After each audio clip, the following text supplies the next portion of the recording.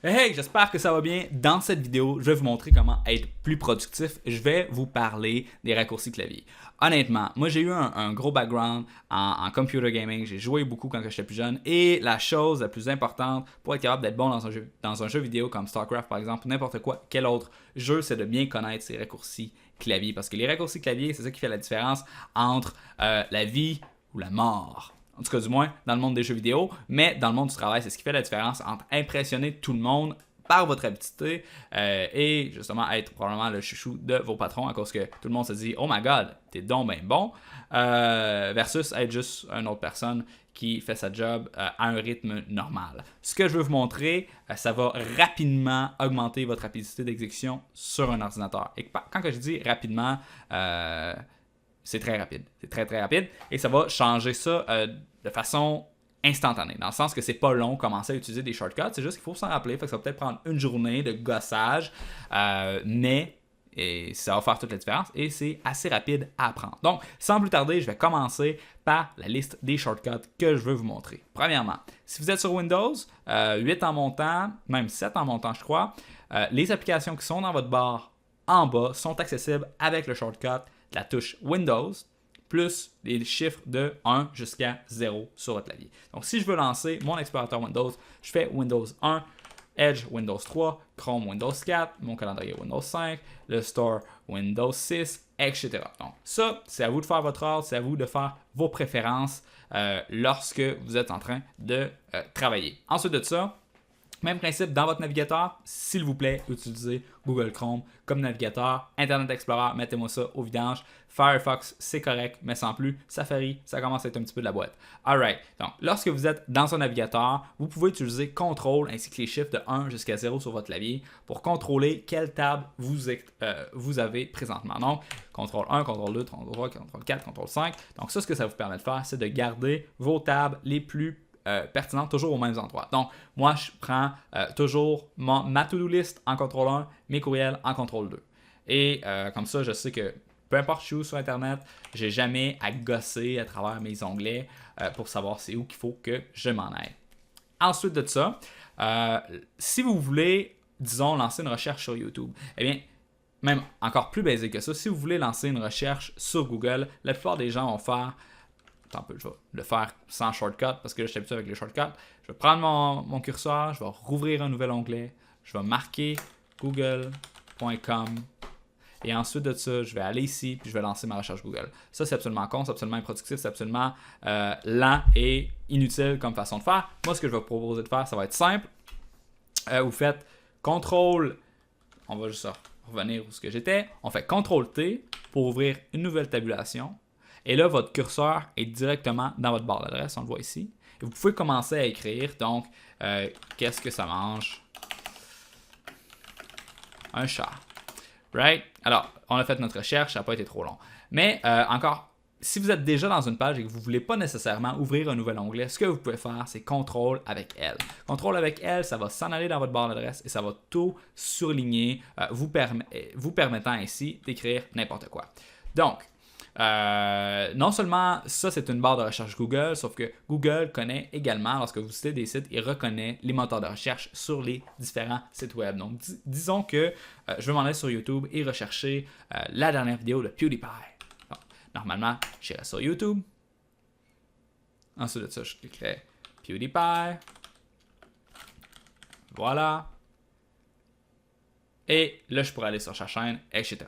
Si vous utilisez les shortcuts, premièrement, ça va vous sauver beaucoup de temps parce que vous n'avez pas besoin de lâcher le clavier avec vos deux mains. Vous pouvez le faire juste en gardant vos deux mains sur le clavier. Donc, CTRL-L pour vous en aller dans la barre de recherche. Y pour lancer la recherche automatisée de YouTube. Si on regarde ici, appuyez sur Tab pour rechercher sur des recherches vidéo sur YouTube. Donc, Y, Tab, PewDiePie. Bam, c'est fait. Donc, on recommence ça. CTRL-L, Y-Tab, P. Puis là, lui, il me le met en recherche automatique. Je fais Enter. Et c'est fait. Donc, ça, vous pouvez le faire autant de fois que vous voulez pour vous pratiquer, avoir plus de rapidité et de vitesse. Excellent. Donc, prochain set de shortcuts que je veux vous montrer. Ça va être, oui, les shortcuts de contrôle de tabulation. Donc, lorsque vous êtes dans Google Chrome ou n'importe quel autre navigateur, vous pouvez toujours utiliser CTRL avec T pour créer des nouveaux onglets, des nouvelles tables. Et ensuite de ça, pour les supprimer, vous pouvez utiliser CTRL W. Donc, CTRL bam bam bam. Et lorsque vous avez plusieurs onglets que vous voulez fermer en même temps, disons que vous avez abusé un petit peu sur les onglets et que là, faire le ménage là-dedans, ça va être beaucoup trop long. Donc, vous dites, c'est pas important, on va juste tout les fermer puis on va recommencer à zéro. Vous pouvez tenir la touche Shift pour tout sélectionner et ensuite de ça, CTRL W pour toutes les supprimer en même temps. Alors ça va vous sauver pas mal de temps lors de votre clean-up de vos onglets dans votre navigateur. Excellent. Maintenant que ça c'est fait, je vais vous montrer comment naviguer à travers un texte de façon plus efficace. Alors, si vous voulez sélectionner un texte, oui, ok, vous pouvez prendre votre souris. Ok, la souris, ça fait la job, sauf que ce que j'aime pas de la souris, c'est que ça vous force à enlever votre main droite de votre clavier. Donc, disons que vous voulez naviguer un texte et que moi, je veux prendre cette phrase-là. Donc, soit que je prends ma souris et que je surligne, puis là, il faut que je vise comme du monde, ou, encore mieux, ce que vous pouvez faire, c'est que vous pouvez tenir Shift avec la flèche pour venir sélectionner. Sauf que ça, c'est quand même assez long, c'est pas nécessairement plus rapide. Donc, pour être capable d'aller plus rapidement que ça, on peut utiliser CTRL tout en tenant Shift pour sélectionner des mots à la fois. Et lorsqu'on veut enlever une sélection, on a juste à lâcher CTRL pour enlever de 1 ou de... Puis finalement, on peut utiliser CTRL-K pour créer des liens dans vos documents. Disons que vous êtes en train d'envoyer un courriel, vous voulez faire un lien vers votre site web. Donc, moi, c'est olivierlambert.ca. Donc là, je commence, je fais Olivier, je fais CTRL-L, CTRL-C, CTRL-W pour fermer la fenêtre. Ensuite de ça, je sélectionne mon mot, je fais CTRL-K et ensuite, je fais CTRL-V. Bam! CTRL-K, ça fait quoi? Ça fait exactement la même chose que cliquer sur l'outil de lien ici. C'est pas plus complexe que ça et à ce moment-là, ça va vous permettre d'utiliser CTRL-V pour copier le texte. Mais là, c'est ça, je viens de faire quelques notions que je n'avais pas expliquées avant. Donc, CTRL-A, c'est pour sélectionner tout. CTRL-C, c'est pour copier. CTRL-V, c'est pour coller. Et CTRL-X, c'est pour couper. Donc, si vous voulez couper, CTRL-X, coller CTRL-V, etc. Donc, ça fait le tour de cette vidéo. J'espère que vous avez appris certains raccourcis. J'espère que vous allez être plus rapide. J'espère que vous allez avoir une promotion à cause de moi. J'espère que vous allez faire plus d'argent, que vous allez impressionner des gens.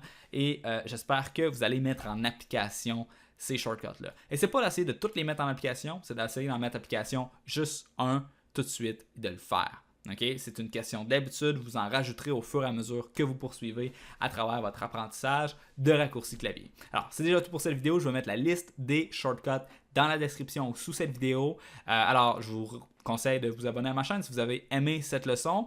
Et qui sait, peut-être la partager sur les médias sociaux, l'envoyer à une personne au bureau avec qui vous travaillez qui est particulièrement lente ou juste un de vos amis que vous aimeriez peut-être lui faire un service et de l'aider à s'améliorer, à être plus productif. Alors c'est tout et on se revoit dans une prochaine vidéo.